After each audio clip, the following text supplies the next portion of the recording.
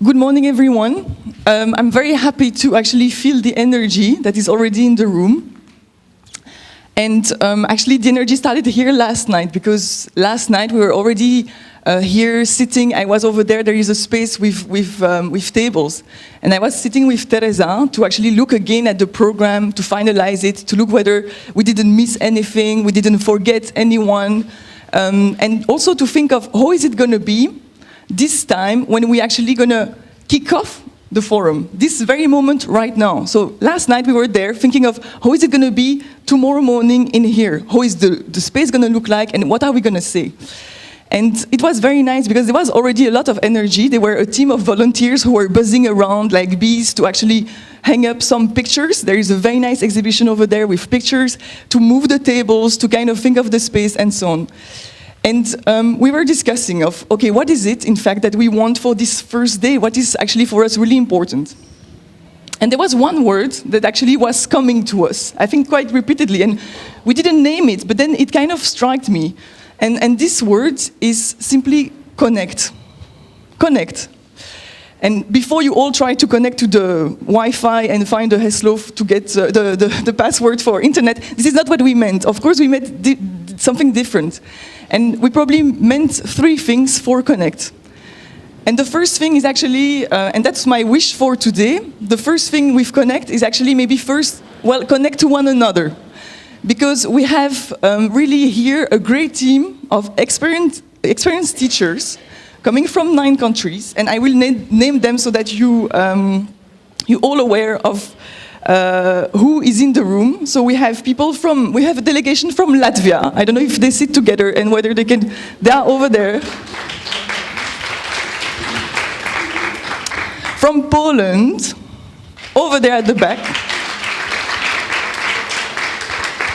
From Slovakia, our Slovak friends are here. From Slovenia. From Croatia. Welcome. From Romania. Where is Romania? Ah, Romania is halfway there.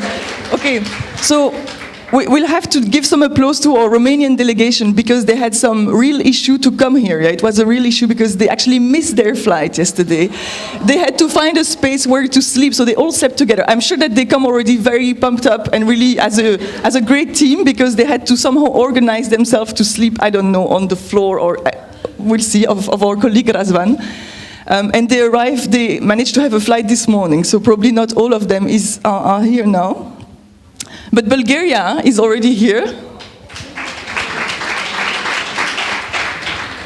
And Malta is in the room as well. And of course, we are in Czech Republic and we have Czech teachers on board as well. Yeah, over there. So I'd like to welcome you all, and actually you all have very interesting different background, different experience, different personal reason why you teach, also why you are here, why you would like to be part of this. And the great thing is that for this event we'll be also accompanied by other people who also devote their attention to education, to environment, to the world we live in, to food issues, of course. So we will actually be completed with our team with experts and educational practitioners from Czech Republic, but also UK, Ireland, Belgium, Germany, Italy, Luxembourg. And also we are very privileged here to have, during these 3 days, 2 very special guests. We'll have one guest, I don't see her, Shiba, she's over there. Shiba Destrée from India, who traveled quite from far away,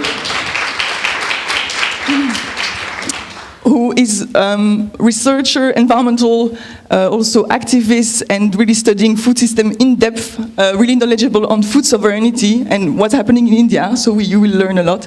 And then we have also another very special guest, Pascal Gbenou from Benin. So if you can give him some applause. with whom Glopolis is privileged to work. He's a farmer, he's a true actor of change. So if you want to speak about change, how change happens, and how change happens, especially in the south, you got to have a beer or a coffee or a tea with him and really come and listen. So really, I'd like to really invite us to connect. And as we were sitting yesterday with Teresa over there, maybe you go in this space and you'll see something that is interesting. And I think it really represented the spirit of the spirit of this place. Actually, is also full of very good energy, because over that big wall, it's written, "We see future where people take collaborative action for a better future." And this is, I think, in essence, the spirit of the Eco School network. It's actually what ESCO School are really thinking about. It's really about getting together, exchanging, planning, acting, trying to pass the word. And so this kind of spirit of collaboration, this spirit of connection, I think is very strong to the network. That's why we are so also proud in Glopolis to be able to work with the Eco Schools. And this is really, I think, at the center of what we would like this forum to be about. The second meaning to connection we had in mind is actually connection, or the ability to connect issues, the ability to actually see interdependence where it might not be so visible in the first place. So it's about connecting issues and also connecting different levels. So, of course, there is a link when we speak of migration. There is a link to rural poverty. You know, there are places where people can't have good livelihoods anymore, and are actually forced to move to cities. Maybe in cities they don't find good livelihood either, and they are actually also pushed to move further elsewhere. And this has to do a lot with food, a lot to do with agricultural policies, with the fact that in many parts of the world, still food systems might not be so well organized, so that people, even the farmers who are at the base of the food production, can't make a living, and often they are the first one to suffer from hunger. So there is connection between migration, between even also conflicts, because they are a lot, today more and more, scramble for resources. Land is a we don't have two planets, so we have a limited amount of land. We can create more land when we deforest, but then it means we push away people. We can take land away from people, but again, we actually force people to move away. We actually create unrest, unsatisfaction, and we don't allow people to live the life they deserve. There is a link, of course, between food and climate change. Palm oil is an issue that you may have already worked on in the Eco School. It's an issue that is, in a way, really, truly burning, because forests are burning down so as to make space to grow palm trees. Indonesia, who is a big producer of palm oil, has been among the biggest emitter of greenhouse gases emission in the last 5 years. It's among the top 5, and it was top number 1 actually last year, because of burning down the forest. It's a capital. These forests are a capital that we see disappearing, and it first actually damaged livelihoods of people in Indonesia, but it will reach us as well, as you know, because we are all living on one big planetary ecosystem. So food connects, of course, meat consumption also connects to climate change, lots of connection. We'll try to actually make this connection today. And it's really important to see the interdependence and to see that, and not to be maybe scared or, of course, all these things may seem complex, yeah? And they even may seem scary. But I think what is really good is to see, actually, to get aware of what is the reality of our world, and then to actually try to take action where we can. We cannot change everything, and certainly not alone. But last week we were very happy. We had in Prague Aurèle Destrée. Aurèle Destrée is an Indonesian environmental and human rights activist. He was in Prague because we organized a big festival, a movie festival, and there was some movie about land grabbing. And Ari was also speaking, and he delivered a very good message, I think. And what he said was, you know, in Indonesia, we're going to work towards our government so that the deforestation and the move away of indigenous tribe is no more happening. We're going to try to work with businesses so that they move towards more responsibility. But we'd like to ask you Czech people, Czech citizens, Czech consumers to make more conscious choice, to actually see your share of the work, see what also you can do at your level. Because a critical amount, or not even a critical, even a small amount of people can already do and initiate very interesting changes. And that leads me to my third level of connection. So the first one is really connect to each other. The second is really see the connection to the world, the connection between different topics. And the third one is really connect to yourself.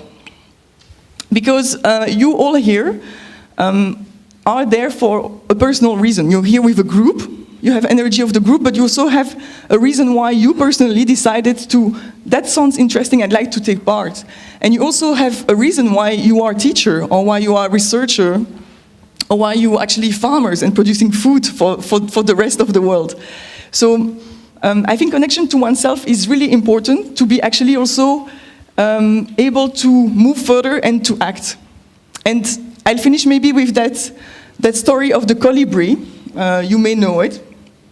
Colibri is this little bird. I don't know if the name is the same in English, actually. Hummingbird. Hummingbird. Hummingbird is a very interesting small bird that it has the capacity to actually fly on the same spot, yeah, for a certain time, so as to reach the nectar of flowers. It's a very small bird with a long beak. And there are many versions to the story. There is an African version of the story, of the tale. But we actually see a forest. So one night in some savanna, some part of Africa, the savanna is burning.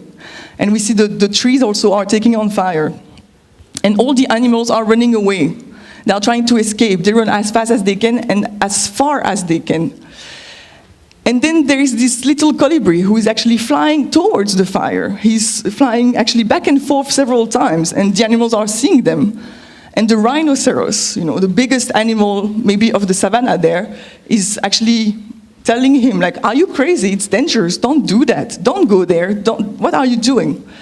And he's saying, well, you know, I'm bringing actually one drop of water in my beak, and I'm dropping it over the fire. And I know that's little. I don't think alone I can stop the fire, but at least I'm doing my share. And this is basically what we'd like, and that's why the connection to each one of us is actually important, to see what is the small share, what is the drop of water that I can contribute to drop. What is actually the little action I can take? And of course, if we are many colibris, then you can really stop fire. So with these words, I'd like to really welcome you, a great connective forum. I hope you enjoy, and I'm really looking forward to speak to all of you.